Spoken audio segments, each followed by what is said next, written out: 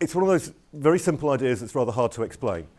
The idea is that we get groups of people, mostly school students, but not exclusively, making short films about mostly practical science, right?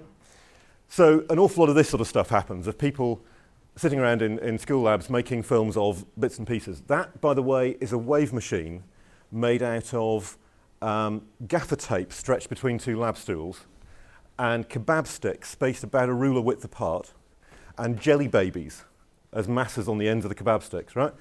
And it takes about, it costs you about 10 euros to assemble the bits. It takes about 20 minutes to make, and I'll swear it's as good as the ones you can buy for, 150 quid. It's absolutely fantastic. If you do a slightly longer run, you can measure the wave packet dispersion in it in one sweep. It's really quite lovely. Anyway, so the idea is people make films of these things, explaining how they work to their peers, or showing why they enjoy them or what they think is interesting about these things. We collect those films as a central resource. So they're there partly as a source of inspiration for practical work and for demonstrations, possibly to introduce things, to introduce subjects and topics in your lessons, and partly they're just plain fun, right? The rules for people entering the competition, because there's then, we try to celebrate the best films. The rules for people entering the competition are very simple. Films have to be no longer than 2.5 minutes. So if the film is boring, at least it's only dull for 2.5 minutes of your life, right? And you can do pretty much anything in 2.5 minutes. It's amazing how much ground you can cover and how hard it is to fill that time if you decide to go all the way. We get a lot of films that are about 1.5 minutes long, 1:45, something like that. So 2.5 minutes maximum, broadly about science, technology, engineering, maths, medicine, right? And that can be topics, issues, experiments, however you want to do it, and not boring, right? That's the key rule for me, is not boring. If the film is boring, then there's absolutely no point doing it. Nobody's going to watch it. For physics films, for films which might be recognised in the specifically physics category, the Institute of Physics apply an additional rule, which is that the film has to at least attempt to explain the physics involved. For other subjects, we don't have that stipulation, and it's a moot point as to whether we should or shouldn't in all of the categories.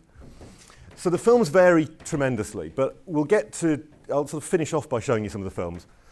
What it looks like in practice is small groups, typically 4 or 5, works about right, working together to try and agree on what it is that they're attempting to achieve and get to the stage where they have something to show for their work. And you can imagine that the communication skills involved in doing this are fairly intensive.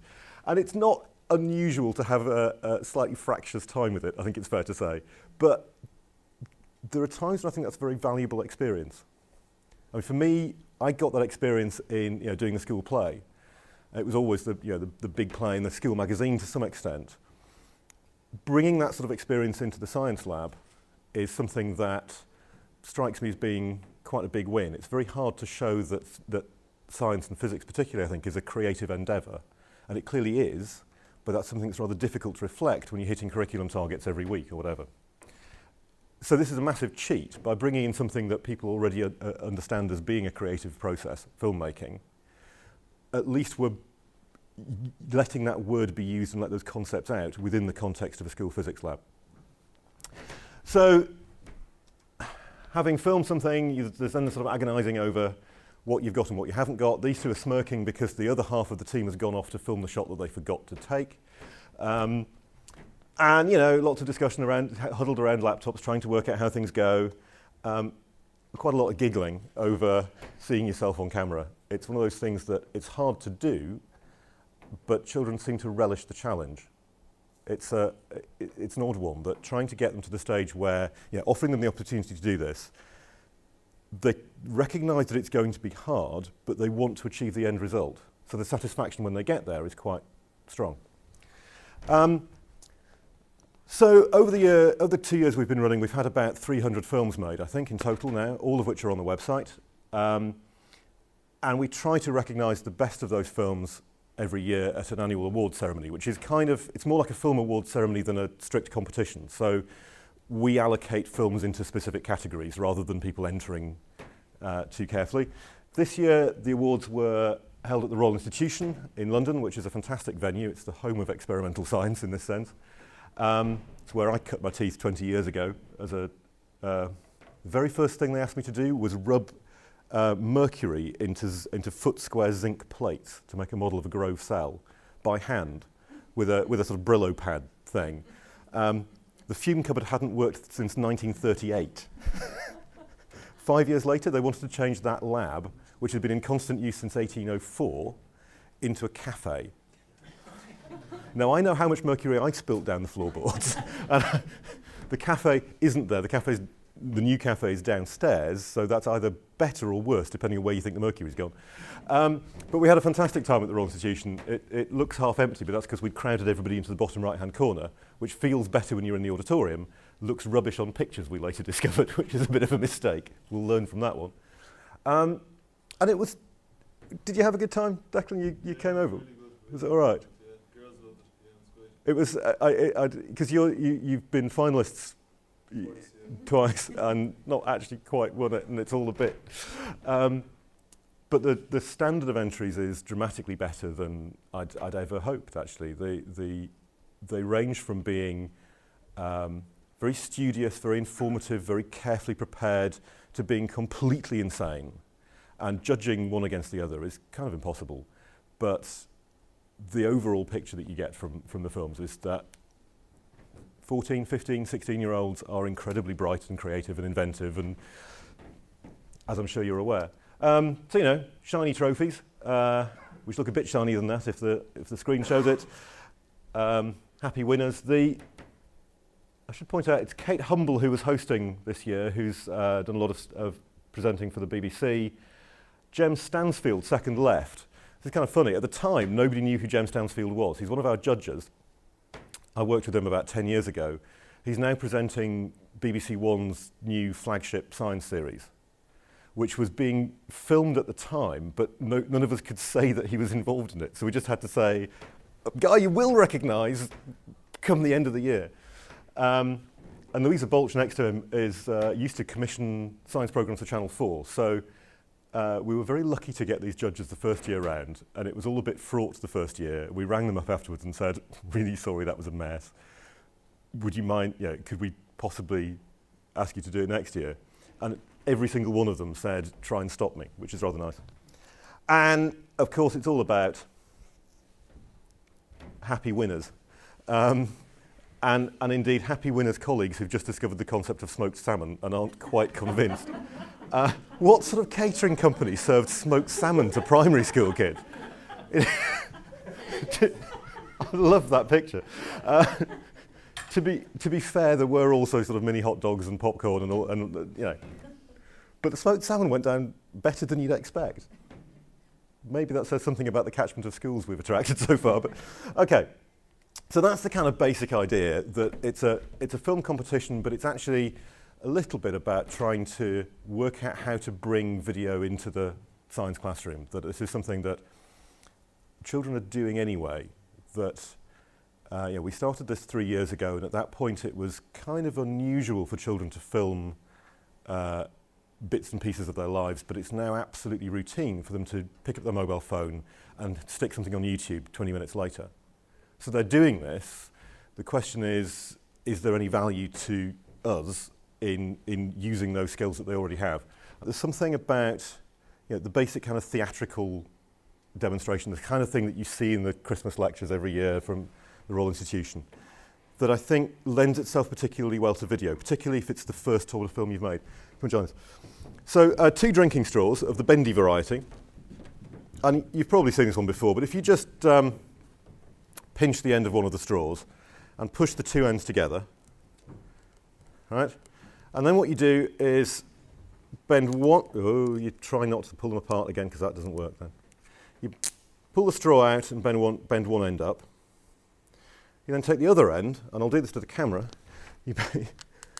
That's still too wide, isn't it? You pull the straw out and bend the other end forwards, right? So you've got one that way and one that way. Interesting little aside, if you do this with 14-year-olds, about a third of them can't see the difference between that and that. don't seem able to perceive a three-dimensional object. Really quite scary. You know, when I was going through school, the engineers were absolutely terrified about mechanical sympathy, that children weren't playing with Meccano. I think there's a kind of dimensional sympathy that's lacking now. And I keep saying this because every time I do, somebody says, actually, that tallies with... Somebody's telling me about a bridge building workshop where she's had to completely change the way she runs it in the last 5 years because it takes too long now to explain the difference between a plan view and a side elevation. Right? And that is quite complex geometrical. You know, I can understand why that's a hard thing, but for 15-year-olds, really? Anyway, back to the demo. So you've got a weird sort of straw arrangement, and of course what you do, they're straws, so you put them in your mouth. If I blow, what happens? What happened? Oh, you're being really quiet after lunch. Right, what happened? It spins round, did I hear you say? Right? And it spins which way? I can't even check now. It goes that way, right? Why? Right. So what happens? What's the mechanism for it spinning round? Only to stop it falling out. So I'm blowing in, a jet of air comes out the bottom, yeah? Forces air that way, so the straw goes the other way. Hence, right, okay.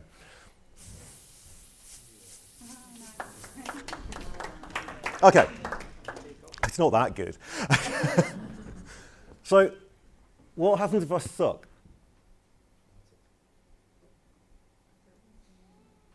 Goes back the other way? No. Nothing happens. Why? You might take off. I might take off. Well, you swallow the straw if you're not careful, but nothing happens, right?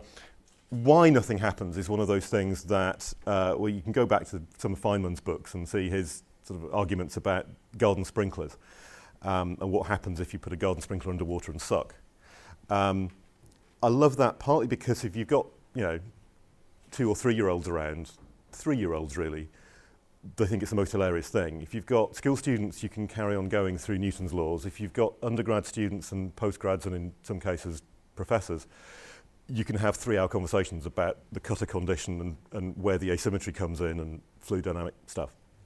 So, nice little demonstration. Basically, put the straws together, bend them in that sort of way, stick it in your mouth, you blow, and the air rushing out forces the straws around the other way. Right. I have more straws. Now, normally I ask for somebody who has the gift of the gab, but it just seems rude to ask that in Ireland. It's sort of the opposite of a cliche somehow. So, who'd like to be our victim, candidate, presenter? I need somebody to demonstrate that experiment to us so that we can film you doing it. So, somebody who's not too shy about it. You lean back in your seat. Would you like to join us? It's like the... Everybody else, come on down, come on. It's all right. The last person to volunteer gets the hardest job. So have some straws, and the spare straws are there, so we can have a think about how you're going to do it. But you've got a few minutes until we get there. So,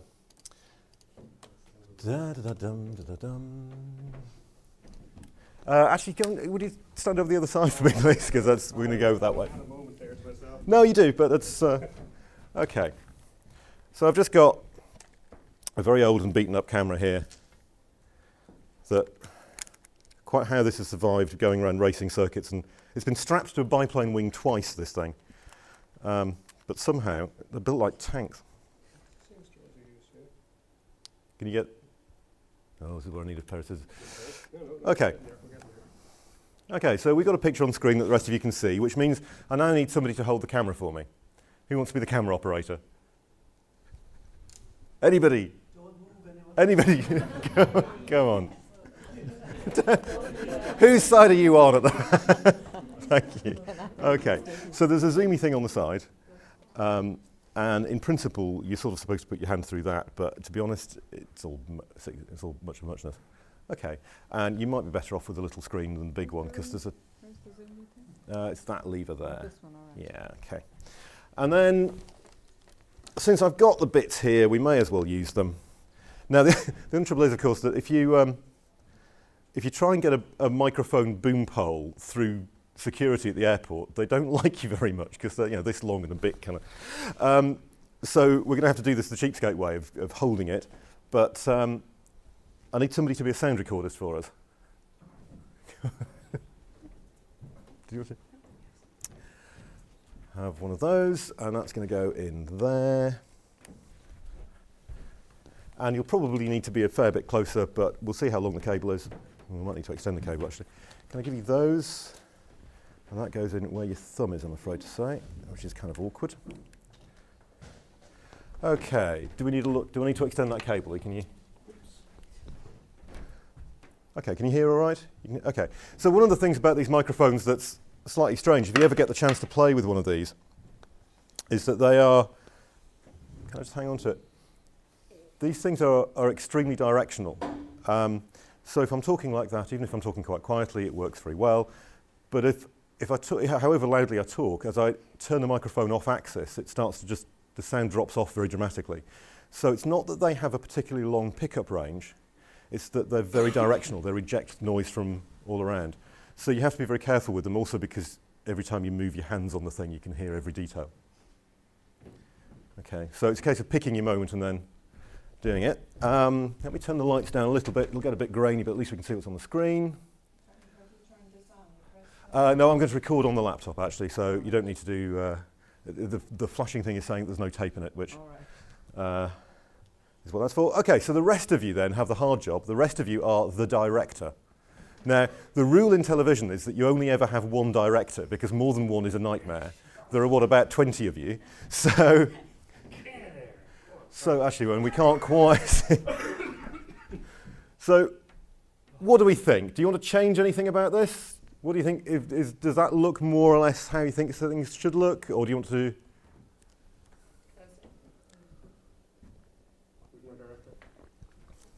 Somebody said closer. OK, no, I think that's right. That's good. Actors are cattle, you just tell them what to do. Just hold it very carefully there. And you're doing a cracking job of holding it very still. Two things to note about how this camera's being manipulated. It's being held very still, which by and large 14-year-olds don't, right? But the real thing is that when you first ask people to take a picture of a person, what they tend to do is put that person's eyes right on the center line of the frame, right?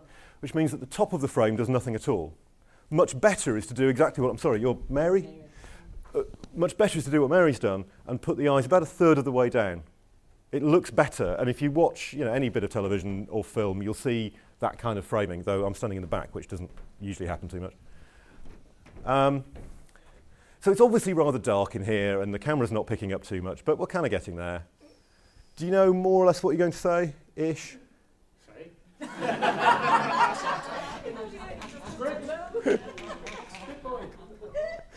Or do you just want to do it? That's not fair. Can we have a voiceover? Can somebody else get somebody else to do the talking? Wouldn't that be good? Yeah. Isn't somebody going to talk instead? Does somebody else want to talk through it? Yeah, that's a great idea. What my glamorous assistant is presenting now is, you've heard me do it. 6 teachers, God knows. Come on, guys. It's really, what I love is that I do this workshop from about 11-year-olds up to senior postgrads and sort of readers and lecturers. And it's exactly the same reaction from every group, every age group. Everybody goes, "Oh, I'm not doing that." You're teachers. Come on. Do you want to say anything, or do you want to not at all? Well, I want to do something with the sound, so I suppose I should. Yeah, just talk us through it. It doesn't matter how good about it is. Okay. So I'll start recording. Hang on a second. Well, I'm going to start from. Okay. So I know it says ready to record in the corner. That's a bug in the software. And nice and quiet in the background, please. And when you're ready. So, here's one I made earlier. We're all ready to go. We're going to test the set now. So I'm going to put this in here. And I'm just going to gently blow it. And you have to try and predict which way it's actually going to move, if at all. So, here we go now. Which way will it go?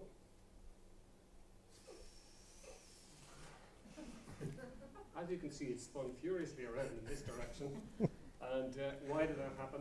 Because the air is being forced out here. So if the air is getting pushed in this direction by a force coming from the straw, and the air is pushing back on the straw in the opposite direction, Newton's third law, and it rotates around in that direction. And then, of course, when I suck into it, what is it going to do?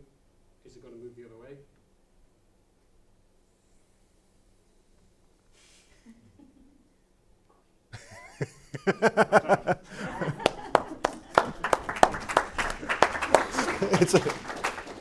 It's a horrible thing to ask you to do, and no notice at all. My apologies. Okay, let's dismember all this, and we'll watch that. Thank you. You got it in here? Yeah. Thank you. If I take those, and that can just go down. Thank you very much. Okay, thank you. Thanks, man. You can keep the straw if you like. So, let's have a look. What do we got?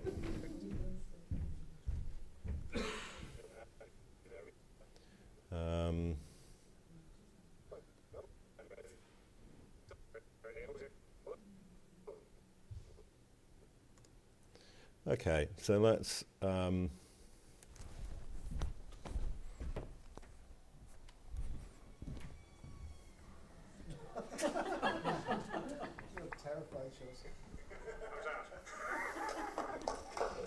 oh, that's not. That's the end, isn't it? Oh, hang on.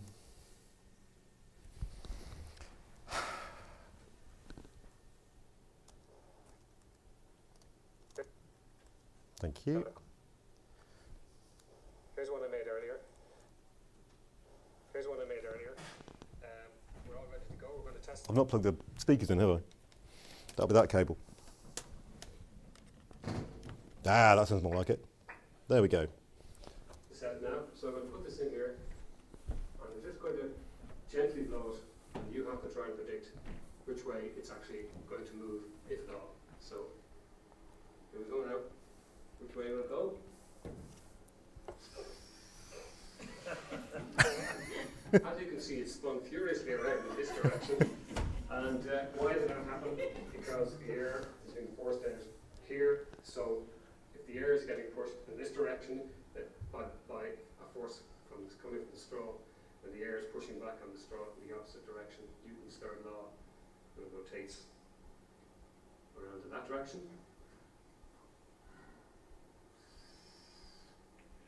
Okay, we'll stop it there. Hey. The key, of course, is that we've just made a film in, well, from the start to finish, from me picking up the straws to having a film that, you know, you could happily call the first draft, has taken, what, 10 minutes? Right.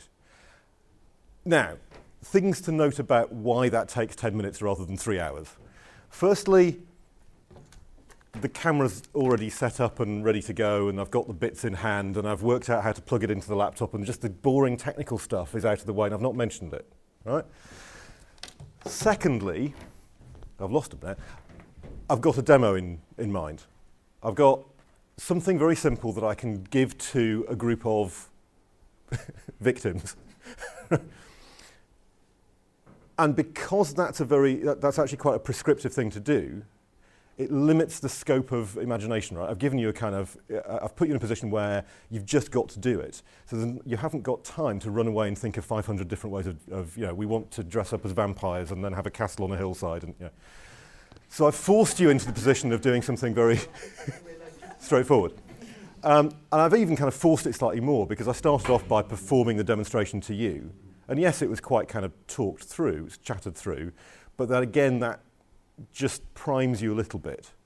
So you end up watching yourself back after 10 minutes and saying, okay, that bit's good, that bit's good, that bit's good, that bit's rubbish, we'll fix that, we'll do that again, we'll change that, right? So next, you work out what you want to keep, you work out what you want to change, and you do the whole thing again. Another 10 minutes, you've got a second version, right? What have you done better, what have you done worse, do the whole thing again. You will converge on something that's pretty good. At the end of however long you've got, whether that's 15 minutes or an hour, you've made something, you've at least got something to show for that investment of time. And you've also got an appreciation of how long it takes you to have those discussions and what sorts of discussions are important, and right? Which I think is very important, because it's very easy to start off with a very ambitious plan and to end up never realizing that plan or being disappointed that you didn't get there. So I don't say this because I want to rein everybody in and say, you know, it has to be done like this, you have to start from a demonstration. But I think it's a useful way of starting off, particularly because you can give people a couple of straws or a thing that they've already done in class and get them to explain it back to each other and to the camera. And at no point did you write a script or muck around with storyboards. We haven't done any of the kind of rubbish that goes along with filmmaking. We haven't thought about any of that, right? You can add that in subsequently if it feels like it's useful. So the things that you need in order to do this are a bit of time. If you've got an after-school science club, it's the kind of thing that's fantastic for that. Otherwise, finding bits of time can be tricky. But you do reach the stage where you can plan to do something. You can come up with a few ideas and have a vague plan in maybe one lunch break. You have a more detailed plan in the next lunch break. You film the film in the next one. Right? You can break the process up into little stages. The other thing you need is the means to actually film things, and that can be tricky. This camera, this is sort of 10-year-old tape camera. It's pretty ropey, but you know, actually I really like using it because it's just good enough. It's perfectly adequate for this kind of thing. I've actually put material from this camera on BBC Two, and nobody really complained too much. It's not great, but you get away with it if it's, you know, in a racing car or whatever. And as you see, it's got a few little twiddly bits, so you can put it on manual focus and all that sort of thing if you find you need to. If you've got something like that sitting around in the back of a drawer, or if your drama department does, and quite often they do, nab it, right? They're still useful cameras. Otherwise, you're quite likely to have these sort of things, or at least some of your students will have. If you haven't seen this, I'll pass it around. This is a flip.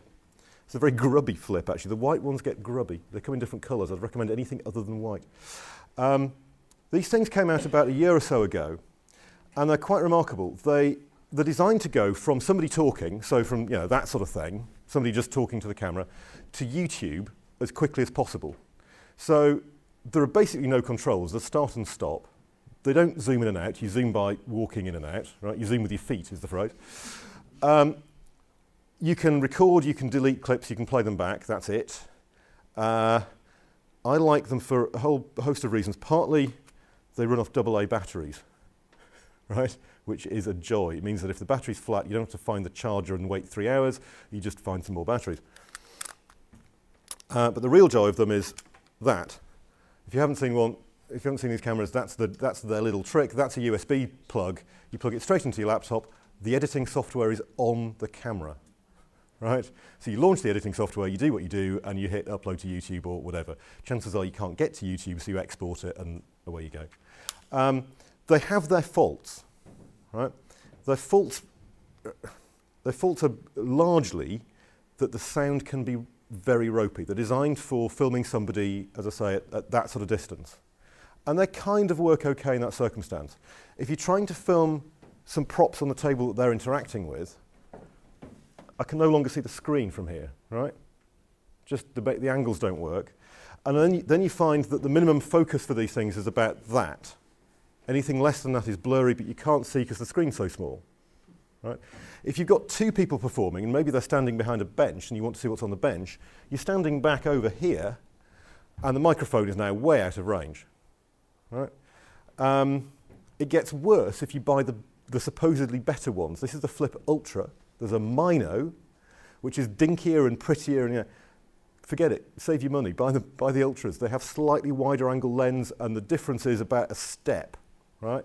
You end up standing a step closer with the cheaper ones, and that means that the microphones work, whereas on the supposedly better ones, the microphones don't. It is that fine.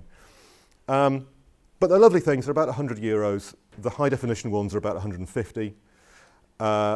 They were a big Christmas present last year and probably will be again this year. The reason to go with the Flip rather than anybody else's, Toshiba make them, loads of people do them, but the Flip has a slightly better lens than most, and the sensor behind it is about 4 times the size of anybody else's, which means that in poor light, i.e. this, the picture they produce is very good indeed. Right? It's better than anything this side of about €500. That's been a big issue for all sorts of these things. However, let me just go back to...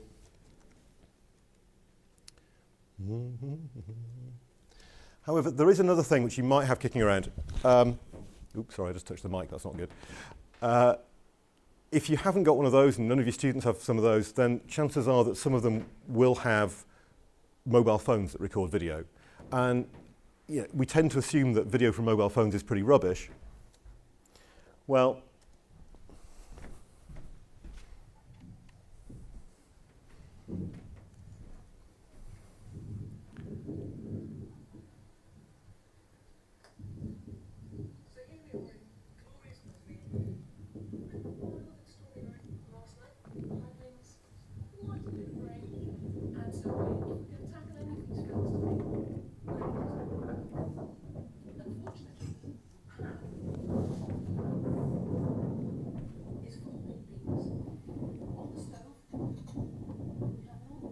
okay, it's not the best video you've ever seen, but that comes from a mobile phone, right? That's from a Nokia which is now obsolete. Right? The newest iPhone has, the video quality from that is dramatically better than this, actually. It's amazing how many people are carrying perfectly good video cameras in their pockets and have never used them.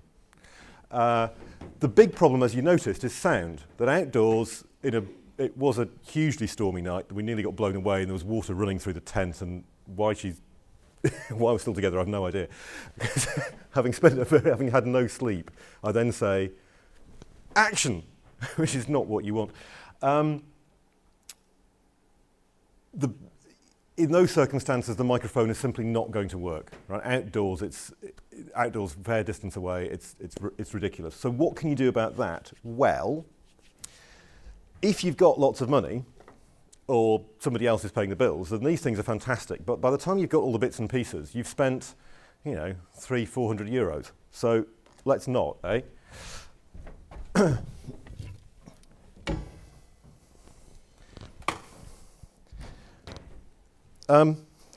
Okay, you're not exactly Hollywood, right? However, how much is the broom handle? Broom handles are, 80p or whatever.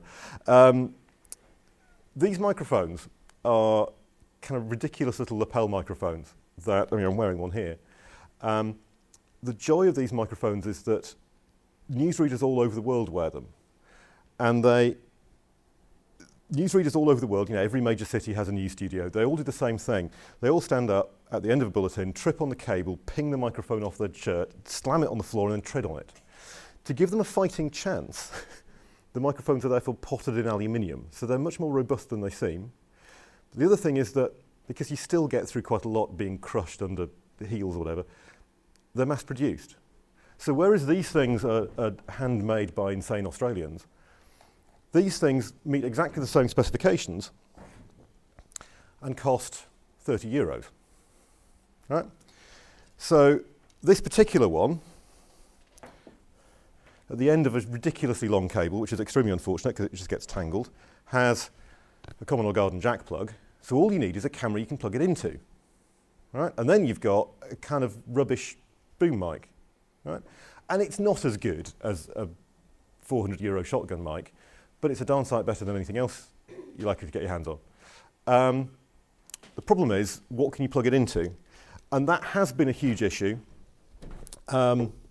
because these sorts of cheap cameras, these things, which I'm just about to break, these don't so far have microphone inputs. However, there's one coming out from Kodak allegedly last week, but their PR people say, we still haven't seen one. They've promised me one for review. It should be about €150, €180. It's due any day now. It has a microphone input. And this could be, this is the camera I've been waiting for about 4 years now to do this project, really, because I think, as we've found with a lot of the films, sound is a huge, huge, huge problem. Quite often, the best way of doing it is actually, and quite a few schools have done this in the last year, rather than recording sound live, they've recorded a little bit of sound live and then they've revoiced things afterwards. They've just spoken into their laptops because the microphone in your laptop is probably better than the microphone in these, ironically. Oh, sorry, I was going to pass that around and say, if anybody wants to look at it. Okay, so how are we doing for time, Paul? Oh, okay, for a little while. We've got about 10 minutes, 15? 15, okay. So, what was I going to do next? Let's not do that. Let's go back. Let's make another film. The technical aspects of this is something that people get very hung up about. They worry that they don't know how to do this or that they're going to get shown up in front of their students.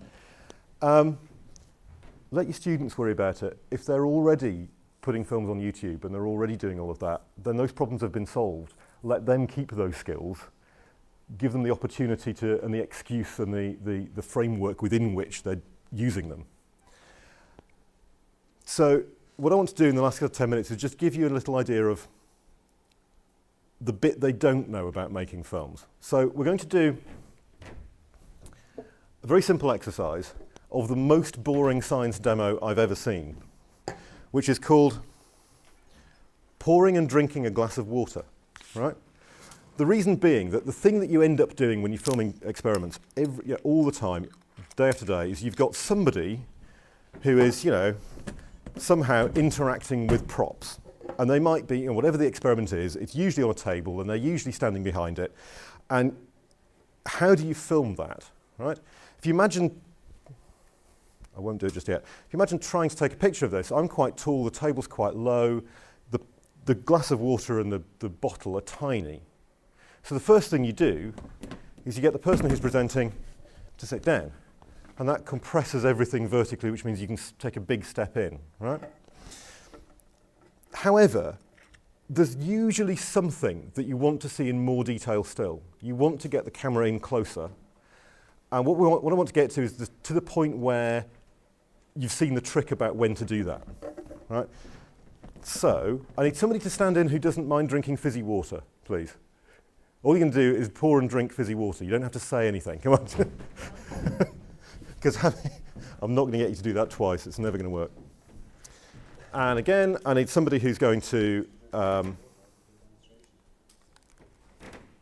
it's now saying no tape in massive letters. Okay. Where are we? Okay. So somebody to hold the camera for me, please.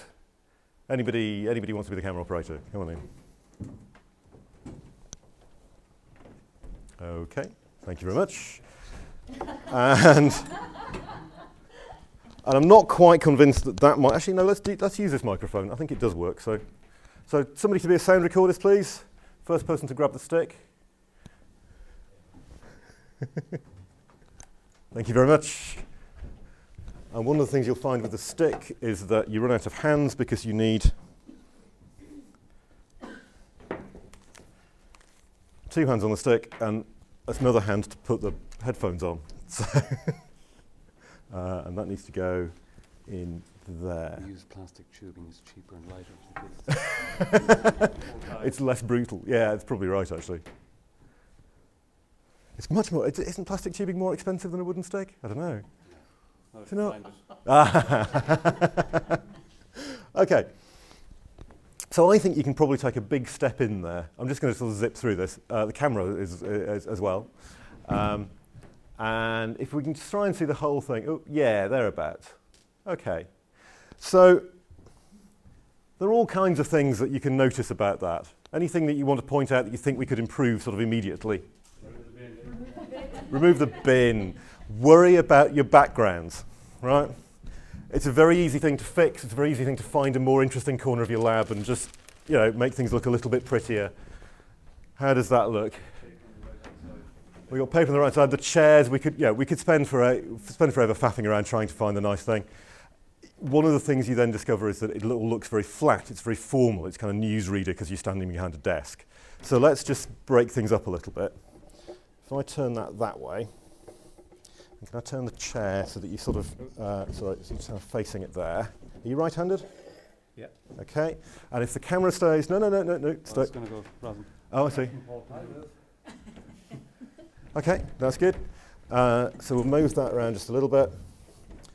How does that look? Okay, so the background is still sort of messy, but you can kind of see that somehow, by being slightly sideways, we're immediately a bit less formal. It's also, I'm using a widescreen camera because a lot of new cameras are, and they're a bit difficult for this sort of thing. But by doing that, we've used the space slightly better. If you just move the camera to move it to your left a little bit, just even it up. There we go. So you've got, your subject is very reasonably just off to one side of the shot, which throws your attention to the prop, right? You've essentially taken a shot of two things, a person and the props, and the assumption that your viewer has is that those two things are of equal importance. So what that does is focus your attention on these props, right? Just a little bit, very subtle, but if you can start noticing these things with these students, it gets really interesting. 11, 12-year-olds will recognize it. They know it when they see it. Okay, so the course of actions is, I want you to hold the bottle with your left hand, unscrew it with your right. You put the cap down, pour just a bit, doesn't need much. Yeah. Put the bottle down, and then lift the glass with your right hand and take a drink. Right, and pretend it's Guinness. It seems appropriate this week, doesn't it? So that's it. That's all we're going to do. Let's get the microphone as close as you can. Sorry about the bag. Before you, yeah. See where it starts to creep in. Good. Whoop, there it is. Okay. Just watch that. You're probably better off watching it on there because it's just a little bit. You just go right a little bit. There we go. You don't want them to get too close to the edge. Okay. So just without moving the camera, without doing anything clever, we're just going to record this sequence of events.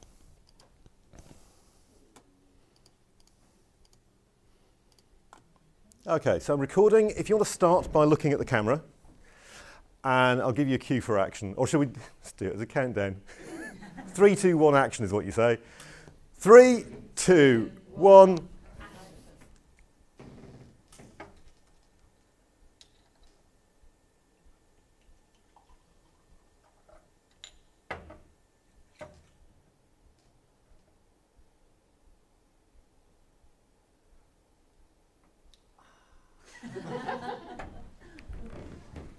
Okay, so we've got our kind of master shot. We've got a big wide shot which shows all of the action, and we've thought a little bit about making it a little bit more presentable. Even with the most tedious props and the most tedious experiment ever, drinking a glass of water, we still end up with a bit of performance, right? Everybody tries to find a way of making it personal. It's lovely. They think, oh, this is dull. What can I do to liven it up? What can I do to make it mine? So thank you for that. It's almost like scripted. Okay. But we didn't really see the water pouring into the glass very well, right? It's still quite a wide shot. If you think about that shrunk down to the size of web video on your computer screen, maybe we could see that in a little bit more detail. And how did it sound? Could you hear much of the fizz of it, or was it a bit rubbish? Yeah, so if we try to get closer to just that bit, we might pick up that it's fizzy water by hearing the bubbles burst, and we might just see a bit more detail of what's going on there. So what I want to do is go through the same sequence of actions, and really we ought to refill the bottle and all of that nonsense, but we're not going to bother, and get the camera right in, and then the microphone can come in, thank you, that's great. Just bring the camera down a bit. If you just drop it down, yeah, there we go. And we should probably clean the glass and all that kind of thing. And now the chair looks really horrible in the background. We don't care. You can faff around with it. There's a clean glass over there. There we go. Good thinking. Oh, I need that from the. Oh, never mind. So we need the same sequence of actions, as close as you can get. But it's not critical, but as close as you can get. And we're just going to record just this bit. If you can go a little bit closer even on the glass. Yeah. Closer still.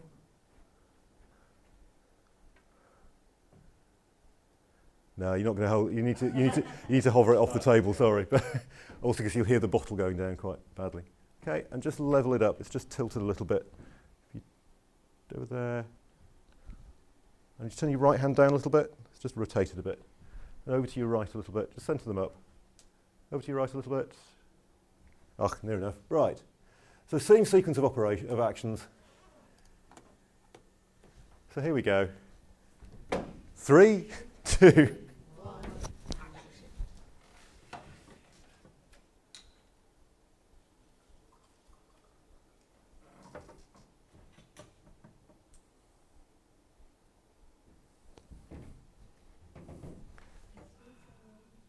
Great.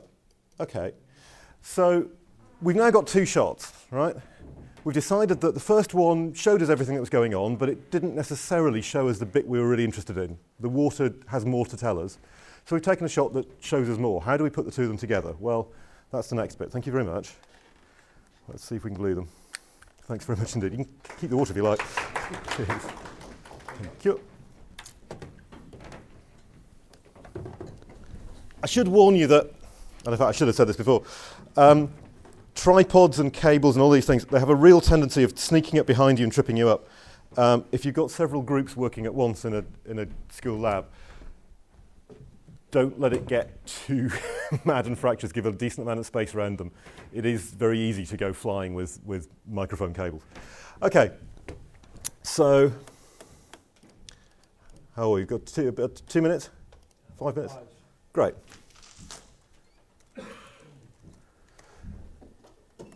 Okay.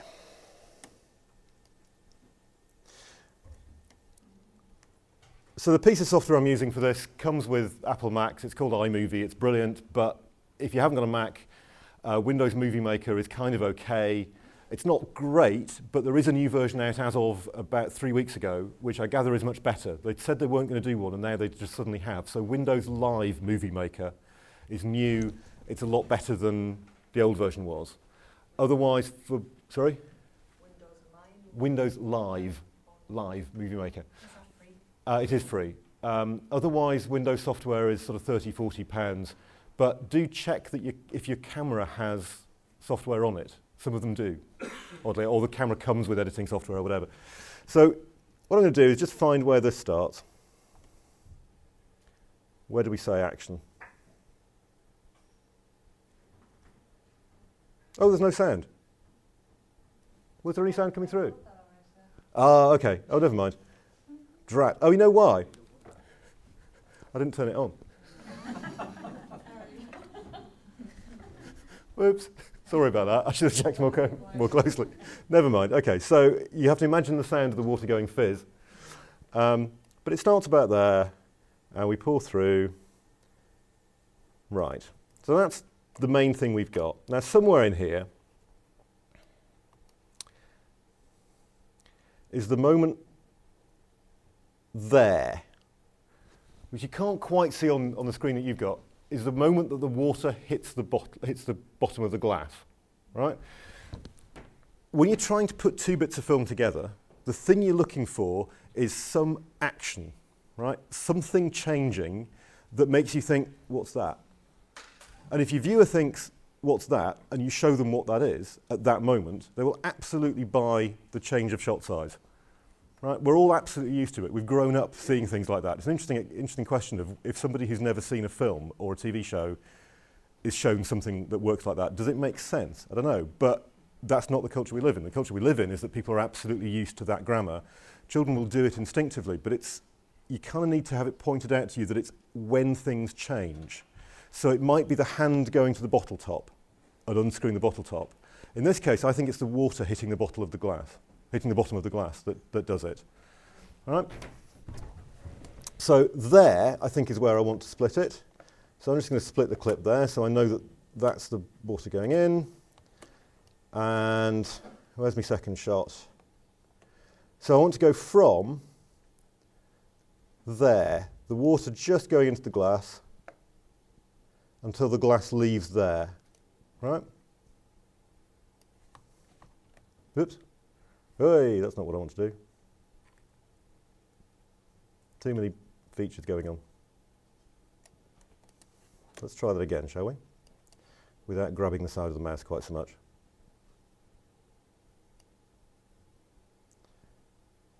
So the glass goes out.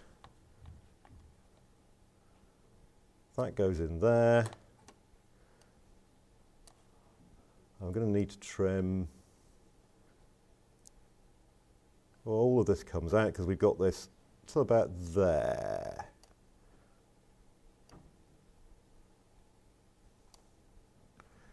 So what I've done now is I've taken, right, I've now got 3 clips.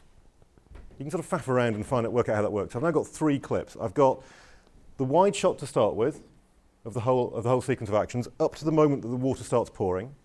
I've got the water pouring and the glass lifting and the glass lifting out on the close-up until the glass leaves, and then we come back to the wide shot so we can see what's going on. And if I've got this right, and this isn't always the moment of truth, and I hate doing this, but because I haven't previewed anything, so I don't know if this actually will work. You have to imagine the sound, but it will go something like this.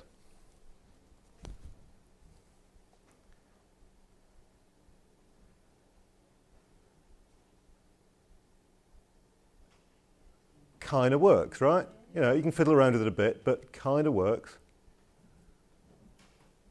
Ah, I didn't get that quite right.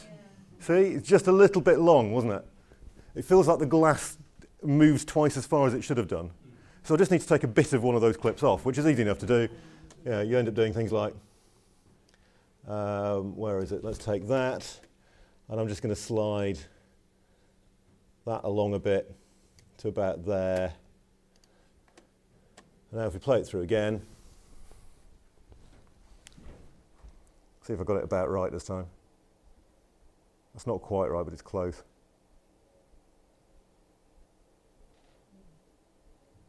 Better.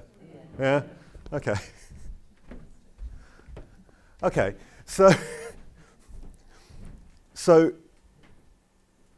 you now know more about making films than most of your students do, right? Because that's it. Cut on action is 95% of the craft of filmmaking. The other 5% is things like worrying about the background, thinking about whether there's something you can do to rearrange the bits and pieces you've got to make things look a little bit, you know, to look more like you want them to. What can you change that's going to improve things? But the main thing for me is get to the end. Right? Start simple, finish a film, then work out what to do to improve it. And I think that's much more important to reflect on a film and iterate than it is to start by writing a script and faffing around for hours and never actually picking up a camera. One of the things that I tend to do in these workshops, which we haven't, if they're 90-minute workshops, and what I'll do is not do that at all. I split groups up into about 4 or 5. I'll give you a demonstration, and I'll say, when you can tell me how your film works, I'll give you a camera, right? And what happens with a group of teachers particularly is we have sort of half-hour, 40-minute long arguments about what the physics is that's going on in this particular experiment, and we never actually get to the stage of picking up the cameras. But that's kind of the point. If the aim of the project, yes, is to produce a whole load of films that form a catalogue and a source of inspiration and a resource and a source of entertainment. But actually what I want to do is use film as an excuse to get children having conversations about physics.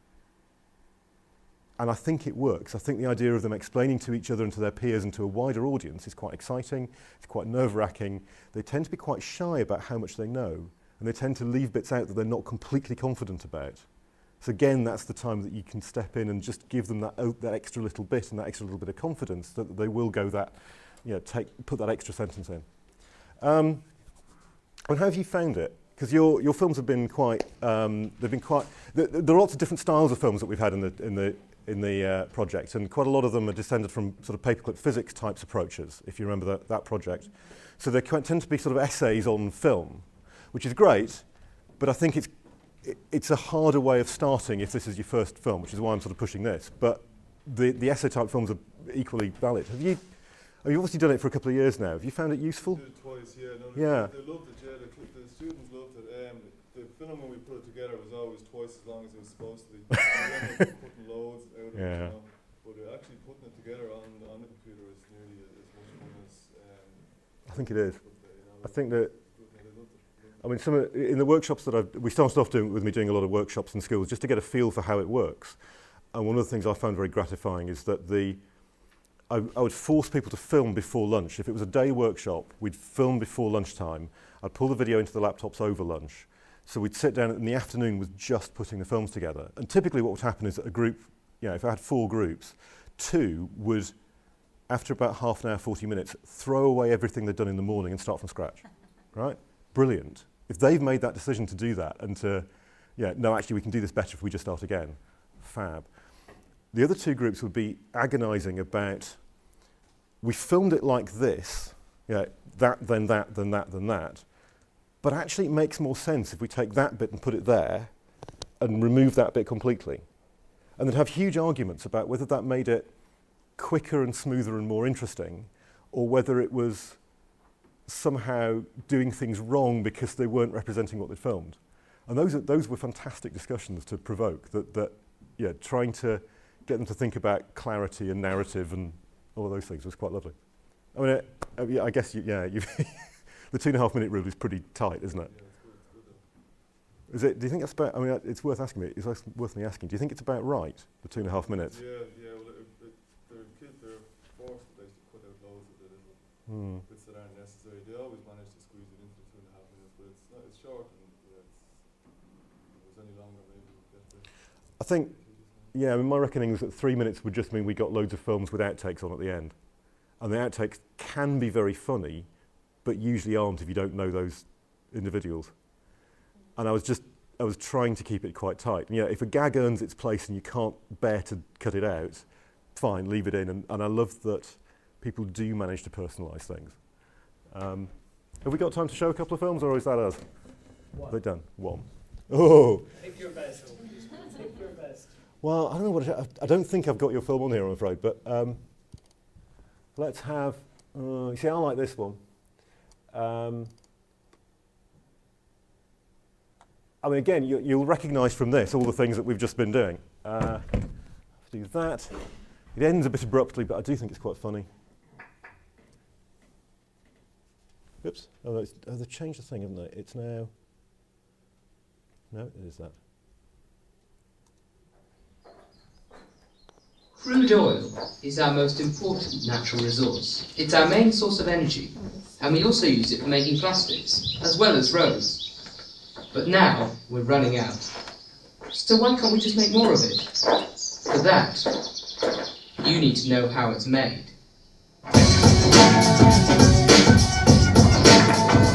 Sorry!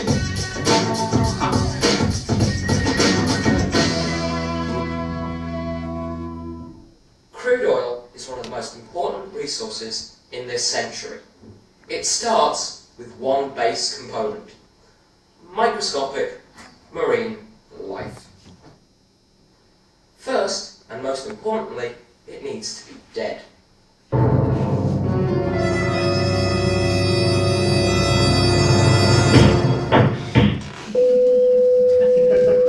Next, it needs to be deprived of oxygen. Next, it needs to be subjected to extreme amounts of pressure.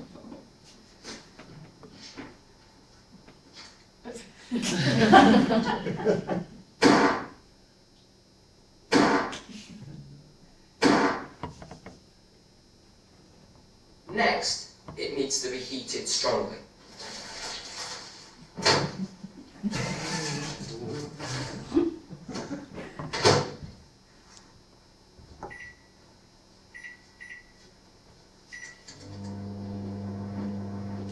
Next, it needs to be left for a long period of time.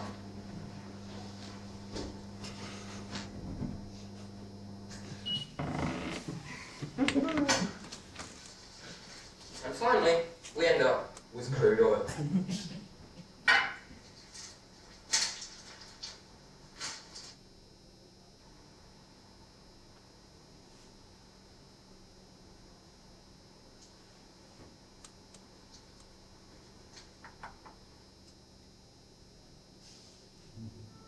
But remember, the products of crude oil can be extremely dangerous.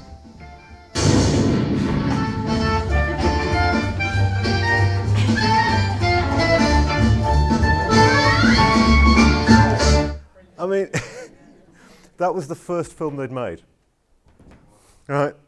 So yes, it took them a long time, and they were kind of, the idea of cutting on action is something that they worked out for themselves by looking at what they were doing and saying, that's just rubbish. What have we done wrong? And eventually they got it right, and they have a different name for it because they had to, in order to communicate to each other what they were doing, they had to come up with a terminology for all the stuff that you do when you're making a film. It's quite fun.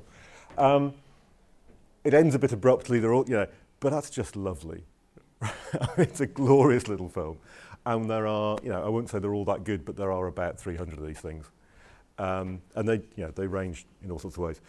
For more information, I haven't got the handouts because for all sorts of reasons. Google SCICAST, right? Just remember the word, Google SCICAST. You'll find either us or an American metal castings company who don't like us. And there's a whole load of stuff there. There's a section which I've just updated about background to the project and what it is we're trying to do and why we think it's important. But also there's a section of the website called Film School, which has a sort of PDF download of a handbook, which was written about a year ago, but is still pretty up to date. And there's also, arguably the best thing is there's a whole load of stuff there, which is a little bit turgid. It's all very text heavy and not many pictures, but tries to take you through the process and give advice about equipment and editing software and ways of doing bits and pieces and things like using other people's music and graphics and that sort of thing. The bottom, the first level advice there is don't keep it all your own work, but there are exceptions. So there's a bit of advice about that on the site. Deadline for entries for next year, if you want to be in the competition, is can I remember it's the 14th of April? Is it the 16th? 14th, I think, of April. And we'll be trying to squeeze the award ceremony in just before the end of term. Just on if you can let them do the technical stuff and the storytelling, your job becomes noticing and suggesting and coaching and saying, have you thought about doing that? Or how is anybody going to see that? Well, that's what we all got into this game for in the first place, isn't it?